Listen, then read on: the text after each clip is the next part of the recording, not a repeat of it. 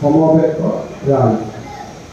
1973 চনৰ পৰা কেওটপাৰা আজাৰা এই মনসা মাৰ পূজা পৰিচালনা কৰি থকা হৈছে।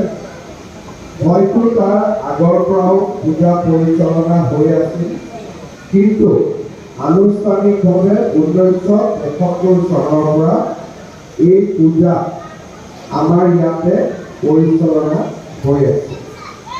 আজি মোৰ সৌভাগ্য হ'ল যে পূজালৈ আহি মাৰ শ্ৰীচৰণত সেৱা আগবঢ়োৱাৰ বাবে